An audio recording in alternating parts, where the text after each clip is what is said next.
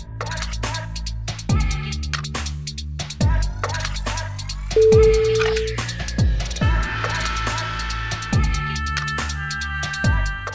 so excited to introduce you to my guest today on the Glass House podcast. And I have been trying to get this woman onto the podcast, I would say, for a good 6 months, but she's so busy. She's based in London, and she is the founder of the Executive PA Forum, which I'm speaking at on November 10th and 11th. I'm so excited to introduce you to Fiona Kelly. So hi, Fiona. Hi, Siobhan. Thanks so much for having me on here. You're so welcome. I've been dying to do it for so long as well, just haven't had the opportunity. But you guys have been so busy with the symposium, which we'll get to. But I was actually, just before we started recording, I said to Fiona that my relationship with her and Aisling is my longest, most successful relationship. But I am delighted to have her on. So in your own words, Fiona, tell people what you do as the founder of the Executive PA Forum. Well, yeah, so the Executive PA Forum started, we had the very first event in 2010, and essentially there was no training event, no gathering for EAs and PAs in Ireland. And I had just come back from Australia, where I was working on conferences and training and events for a company there. And, you know, within that company alone, we had done like 6 or 7 events a year. And I couldn't believe that there wasn't that event in Ireland already. There was always something for HR and, you know, accountants and solicitors and lawyers, but there was every other function, sales, every other function in the business, but EAs and PAs. So that was it. We just, myself and Aisling is my sister who works in the business as well. And we set up this event, and it has just grown and grown and evolved over the years, because we have an event management consultancy as well. We never dreamed that the Executive PA Forum would actually grow to take over most of the business, to be honest. So we're very excited to host it next week. Not next month anymore, next week. On the 10th and 11th of November. So yeah, it's basically a 2-day training event. It's CPD accredited, and we cover a whole range of topics and sessions that are relevant to the EA and PA role today. And it has evolved so much, like even in the last, obviously like any role since COVID, but especially in the last 18 months, but even before that, in the last 5 years, kind of, we started noticing a lot of changes within the role, which I'm sure you will know all about. No, it's as a recruiter as well. And it's just been lovely to, you know, connect with trainers. I think the benefits of COVID happening, of the pandemic, is that we've been able to connect with trainers and coaches all over the world. It's kind of changed your business model, though, hasn't it? Like, you know, that it's opened it up to so many EAs, not just in Ireland, but the UK, the US. Yeah, that's it, exactly. So wherever you're from in the world, wherever you are, you can join us. And even if you want to dip in and out of sessions, the event will be recorded. So, you know, there's lots of new opportunities there that we would never have dreamed of before. And like one of our first speaker, you know, next week, that I'll chat about in a minute, she's based in Sydney. And, you know, it was probably very highly unlikely that we would have flown her across. Now we will in the future, I think, because we worked so much with her now. And we actually work with her on getting her courses across Europe, TAs and PAs across Europe. So, you know, we'd probably have her over now, but before that, we would have never dreamed of flying someone from so far away. So yeah, it's definitely been great from that perspective. So I hope that's covered. No, it does. But you see, the thing is that like you're typical of a lot of business women that I would meet, like even with the EAs and PAs, and you say these things, but it's as though everybody's saying them. Oh yeah, it's evolved. Like I remember when I first started working with you guys, the numbers were much lower, and even though the events like were always great, year on year they improved. And one of the things that I think, and I remember like having this conversation with yourself and Ash like a while ago, that it was about when the EAs and PAs were speaking at the events, a lot of it was that the role was like in isolation. And they had a lot of work stress before everybody started talking about burnout and work stress. And that you were addressing those kind of things 5 years ago, 6 years ago in your workshops, if I remember correctly. So you've always really been ahead of the curve. And this year is like, it's really, the theme is almost, even though it doesn't have like a theme, like a transformation.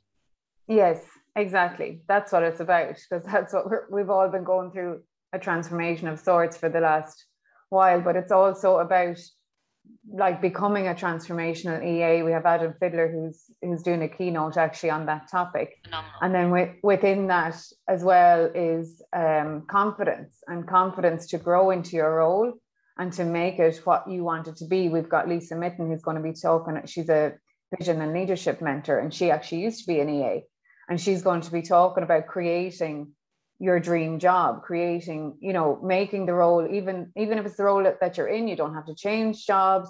You can if you want, but it's making the most, it's shaping the role for you, molding it into how you want your role to look. And, to go for opportunities, to make suggestions, to not be afraid to, it's even how to have your approach voice those heard. Conversations, isn't it? Like, exactly. How do you start the conversation? Like, because I'm a big advocate of job crafting, and I know this is stupid as a recruiter, and like EAs would say, like, I have to go, I hate my job, I'm bored, and I'm like, well, maybe stay and speak to them, and see what you can add in. Like, if you love events and you love organization, maybe try and bring more of those parts. Well, especially now, because I think what a lot of it's kind of been almost two ends of the spectrum, two extremes that have happened. Some EAs have had more time back because they're not organizing like travel and meetings and all that kind of, all those kind of like heavy admin tasks. So there's an opportunity there to actually take on further projects. But then there's also the other EAs who have been given even more, depending on the industry, of course, where it's like, oh no, we've got to deal with this issue. We don't have someone in place. We don't have an operations manager. That's going to land on the EA's desk. So, it's been kind of two ends of the spectrum. Yeah, no, and it always has been, I think, with the EA. Working. Yeah, I think that always has been, hasn't it, though, with the EA and PA role, that it really does depend on the company that you're in.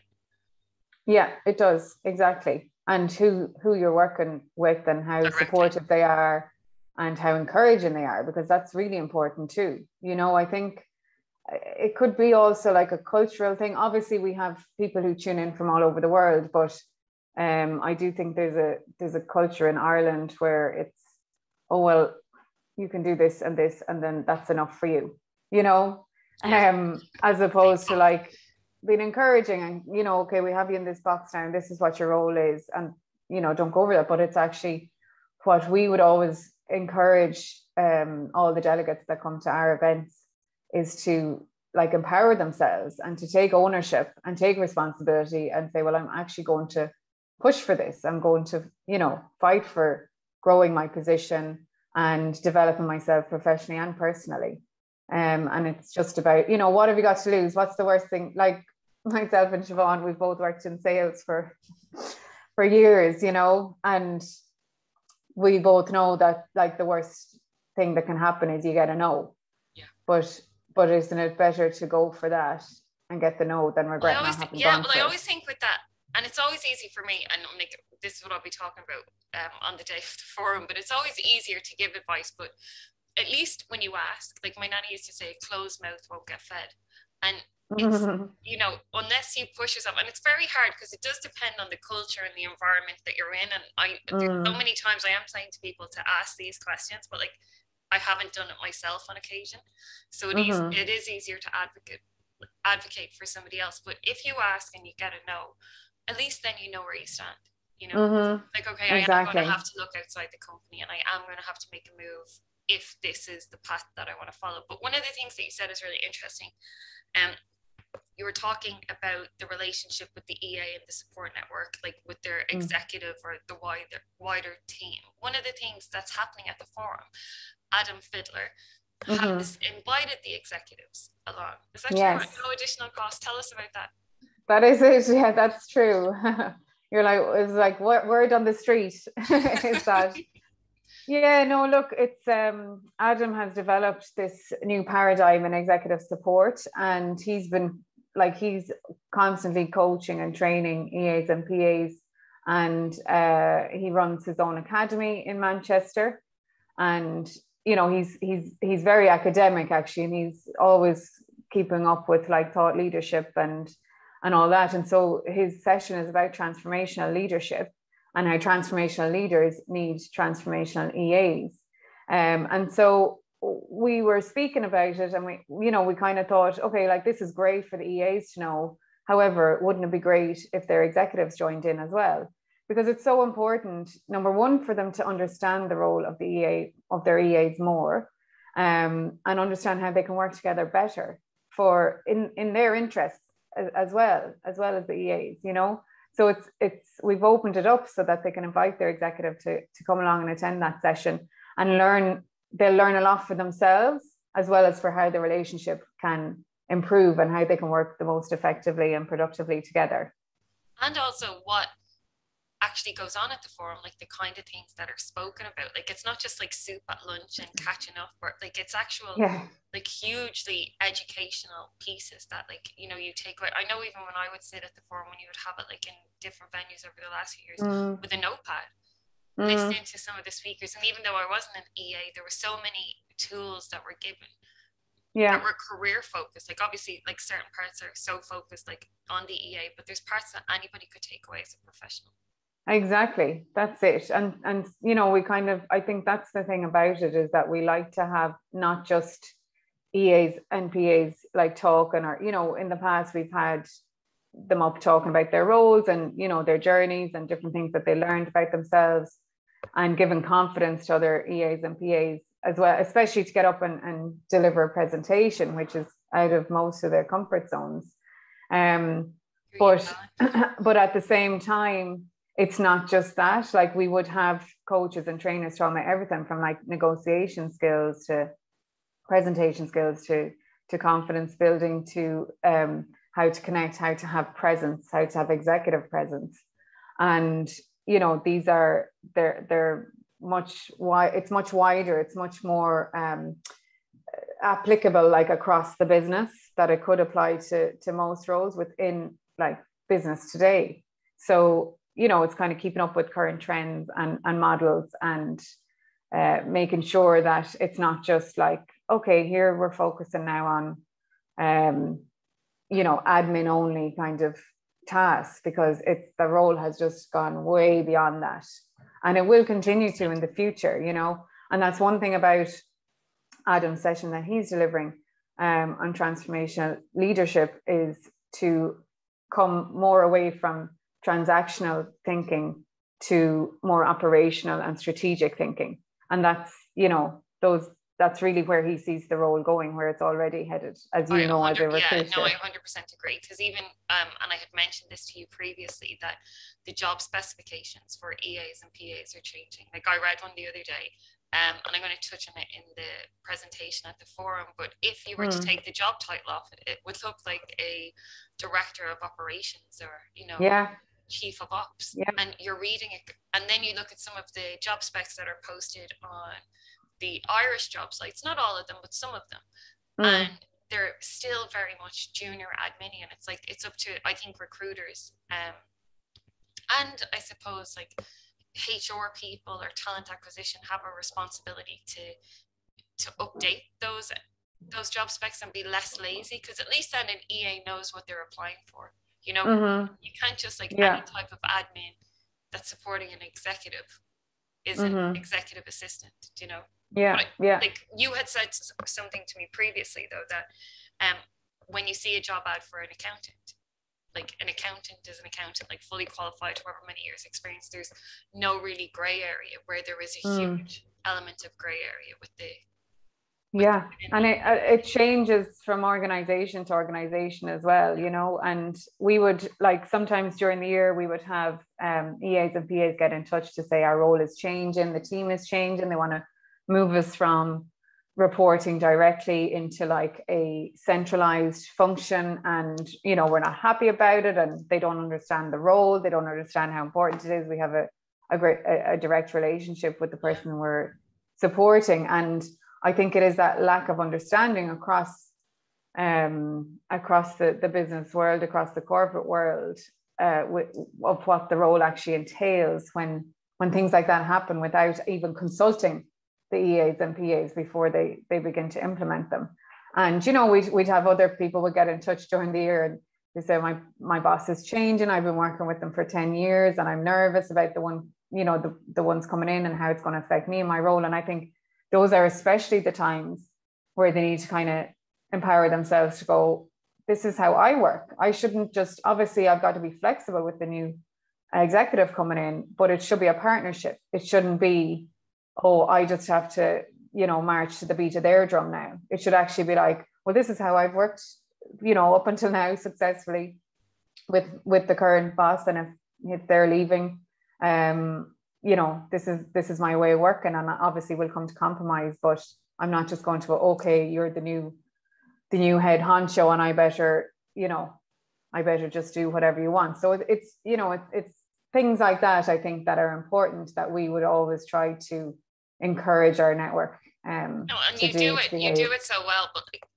like as you said, the transformational EA, and I've seen it before, is that like they're advisory, so it's not that they're setting the expectation for the CEO that, yes, you know, I'm not, this is what I'm doing and drawing your line in the sand. It's yes, like, and Adam, actually, I'm glad you said that, because Adam is so adamant about saying, you know, you're not the leader, you know, you are the manager in the relationship.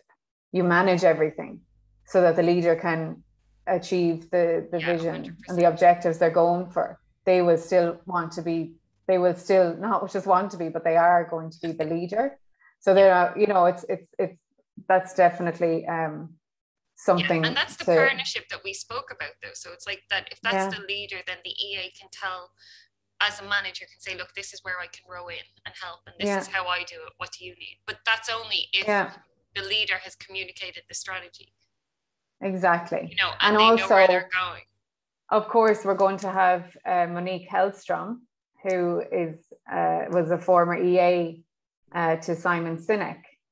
And so we're very excited about having her. And she's also going to talk about the difference between leadership and authority, and how you can cultivate the dream team partnership with your executive. So, you know, we're very excited to hear her speaking, because obviously, you know, Simon is a busy man and in demand, and, you know, like at the top of his game. And so obviously she had to keep up with that and make that partnership work. So we're really looking forward to one of the things she's going to talk about is how to identify, accept, and use your natural strengths and abilities to accomplish anything within your role. So we're very excited about that one. Yeah, I'm dying to see her speak too. And Adam, to be fair, I'm like, you've got some phenomenal speakers. In relation all to of them, I know. In relation to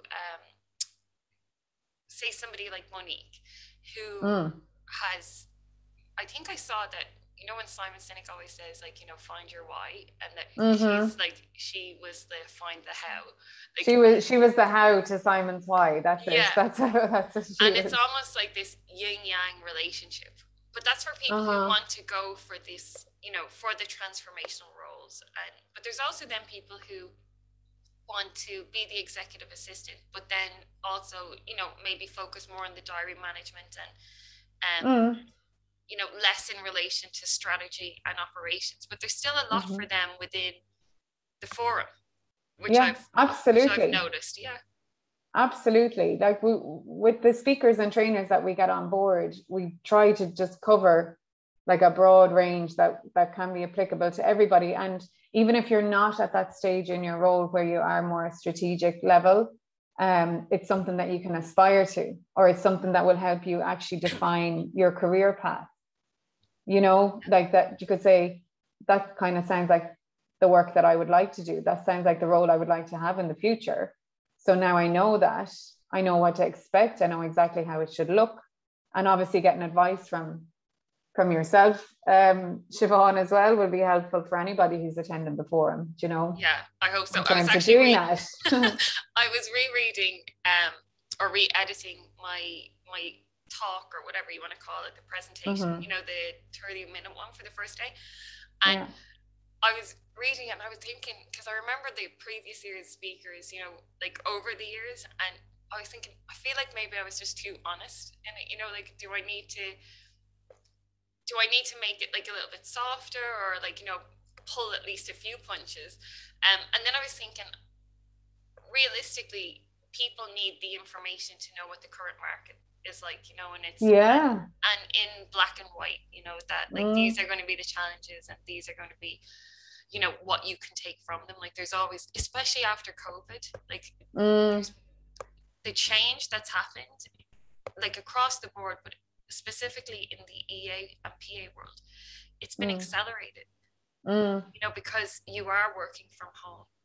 You are then trusted to work remotely. And I find it funny that a lot of companies who wouldn't let people work from home, or, you know, because it was like trust, or we need you in the office, when it had to happen with COVID, productivity went up.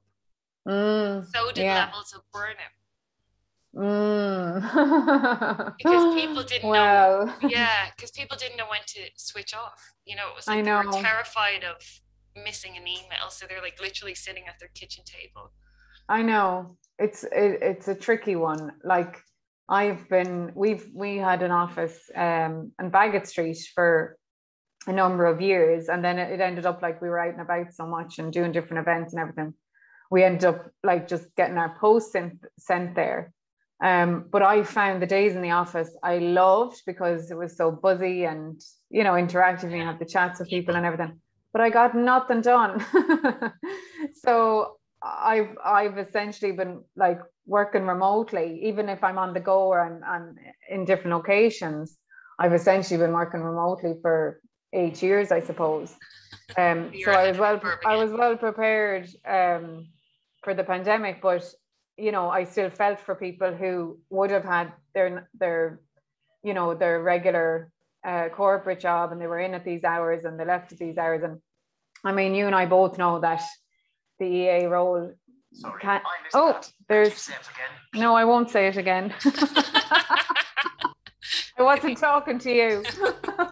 Big Brother's watching. Big Brother's watching and listening. But anyway, so they would have to have done many late nights, you know, and taken their work home with them and everything like that. But I think to be full-time, and, you know, people with children as well, especially, my heart went out to them, because how to manage that, you know what I mean, to manage your workload, to manage your boss as well, and then manage your family too, especially when the schools were shut, like just really, really challenging times. So it's no wonder, I think that, but I think a lot of people just really had to just go, do you know what? Enough is enough. Something has to give.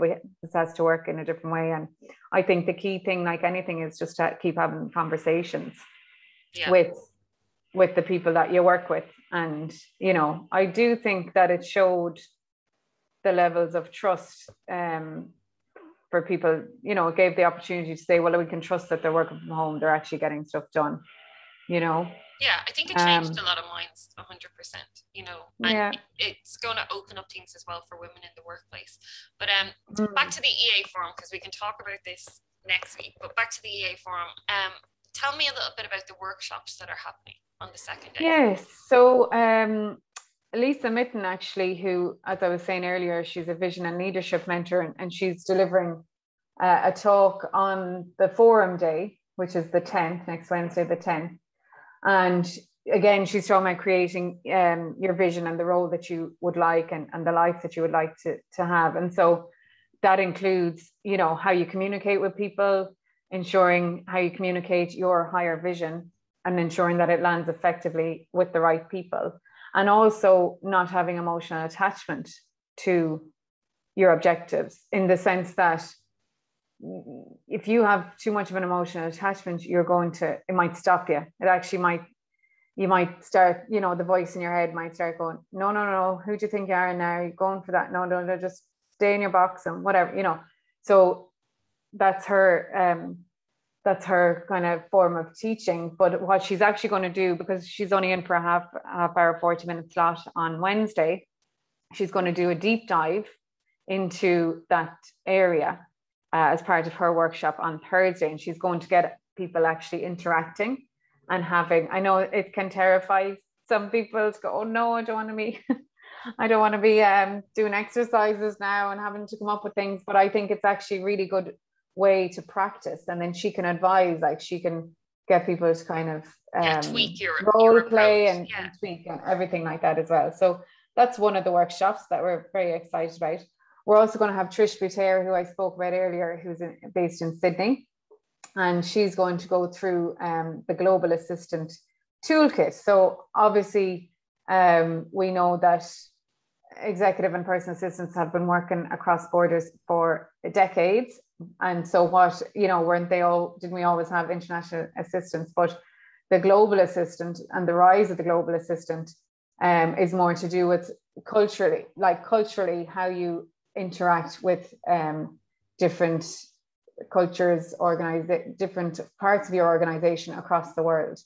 And a lot of the skill sets that most EAs and PAs actually have, they haven't realized how to define them.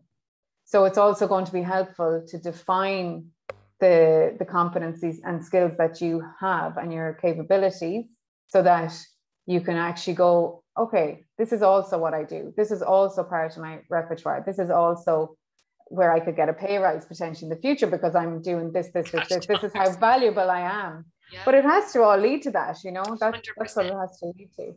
And then we've also got a workshop from David Little, who is the CEO of TCM Group, and he works in conflict resolution and cultural change, and also transformational leadership. I want to go to all of these workshops. Are they on at the same time as mine, or? Actually, no. You're in the afternoon, Siobhan. See me hopping into them. So he will touch on transformational leadership as well. Actually, what he's going to talk about, because he works in conflict resolution, he's going to talk about constructive conflict resolution in a virtual hybrid world. So he's had many years trained as a mediator and resolving conflict and negotiation, but especially now that, you know, you might have to have some difficult conversations online as opposed to face to face, and just how to deal with those. So that will be helpful for many people. We have another workshop on strategies to build confidence, which is another big theme of the event. Who's doing that workshop? So that's going to be Angie McQuillan. She's a career and success coach, and she's based in the UK as well. We're going to be coming live on Wednesday from the studios in Camden Street. But I think the majority of our speakers are actually dialing in from different countries around the world. So I think yourself and two other speakers are going to be in the studio with Aisling on Wednesday. I'll be dialing in remotely from London myself. And other than that, everyone, that's it. I think that one's really interesting. Sorry, the one about confidence, because a lot of people think that candidates and EAs and PAs that I've spoken to think that confidence has to look a certain way. And I'd actually done a video on this before, that it's like, you know, the Conor McGregor swagger, or like I think the word confidence, if I remember correctly, is like with loyalty or with fidelity to yourself. So it's not, it's confidence in your own skill set. It's not, you don't have to be the loudest person in the room. But it's the ability to present your skills and back yourself. And I think that's what I'm going to be talking about on the day of the forum. It's just like, in fact, it's interesting you say that, because usually the loudest person in the room is probably the least confident, that is trying to prove themselves something. Hide or mask, like, you know, a certain area of themselves. So it's like confidence isn't like the same fit. It's not like a one size fits all, exactly, you know, kind of look. It's like, it's whatever is true to you, and it's finding that. And I think that would be a great workshop. Definitely. And I think as well as that, you know, because studies do show that people who appear more confident can be assumed to be more competent, which isn't always the case. So, and again, there's also the fine line between confidence and arrogance. So but I think you're right. It comes down to yourself having a strong sense of self-worth and self-belief.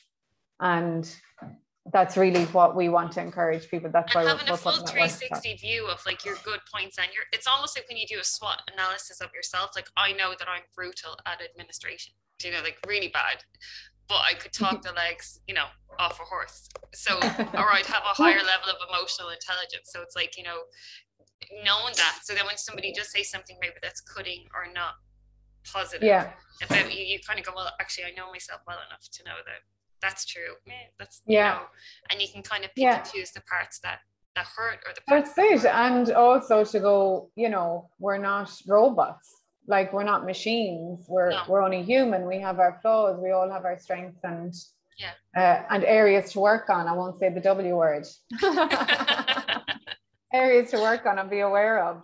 But you know, that's exactly what it is. And then obviously we have your lovely workshop on career strategy. If you'd like to talk about a bit about that.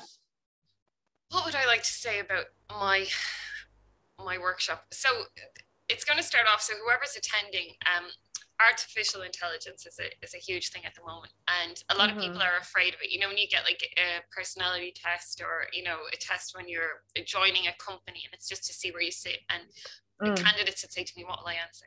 It's like, it's there's no right or wrong, so just try and be as honest as you possibly can. And what this AI test does, it just shows where really your strengths are, where you lean more towards in relation to creativity, openness, how you, I suppose, collaborate with other people. And there's no right or wrong way, but it's the same as like crafting your job. So, and that would be a big thing for me. It's like working out where they want to go. And in relation to career mapping, I said before, it's like if somebody said to you, you could book a dream holiday to anywhere in the world, the first step that you would take is that you have to book your flight, right? So once you've picked your destination, you would have to book your flight. So you need to know where you are.